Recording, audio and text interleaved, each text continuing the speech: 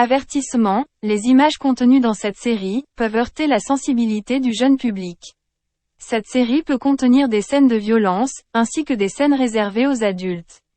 Je ne suis pas responsable de ce que vous regardez, merci pour votre compréhension. À vos risques et périls. Atiyah ouvrit les yeux. Ses 2 billes bleues traversent la pièce, avant de tomber sur l'homme qui se tenait là. Assis au sol, Koyuki sourit tendrement à sa sœur.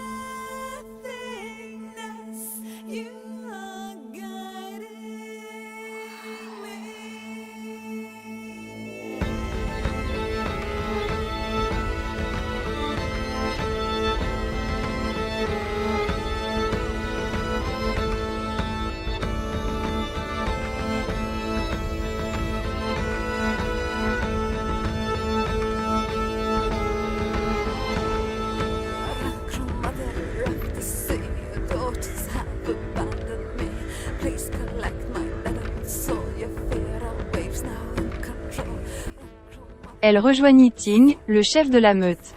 Elle vivait depuis sa naissance, avec cette meute de loups-garous, au pouvoir aussi effrayant que fascinant.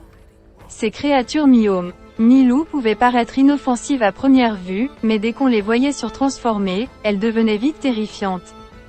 Chaque nuit, ces créatures à l'apparence d'un être humain, se changeaient en loup. Pour garder l'apparence d'un humain, ils devaient porter un collier bien spécial.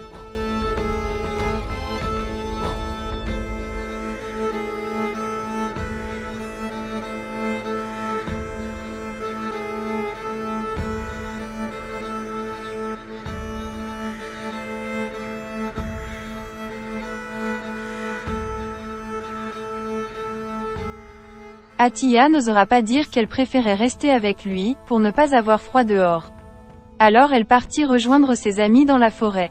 Eux ne craignaient pas le froid, étant des loups. Leur température corporelle était bien supérieure à celle des simples humains. Elle n'aimait pas se faire remarquer ou se plaindre. Quand en posant le pied dans l'herbe, elle fit craquer une brindille, toutes les têtes se retournèrent vers elle.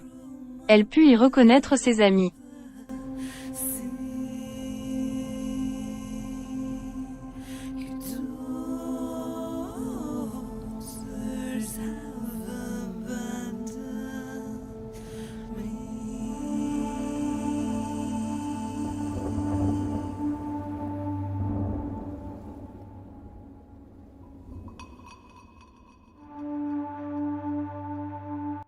Soudain, un terrible hurlement fit trembler Atiyah. Un loup, mais celui-ci était, transformé. La peur envahit Atiyah, quand elle aperçut le loup, elle crut défaillir. Elle ne s'inquiétait pas pour ses amis. Oh non, ils survivraient aux coups de dents du loup-garou, mais elle, pauvre humaine, ne pourrait s'y soustraire.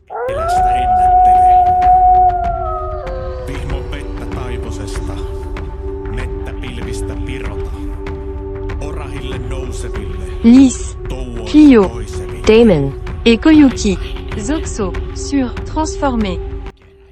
Atiyah se mit à fuir, elle craint pour sa vie. Tous ses amis se sont transformés, afin d'essayer à ce que Zoxo ne met pas en péril la vie d'Atiyah. Car étant surtransformé, Zoxo ne peut absolument pas se contrôler. Histoire à suivre. À très bientôt.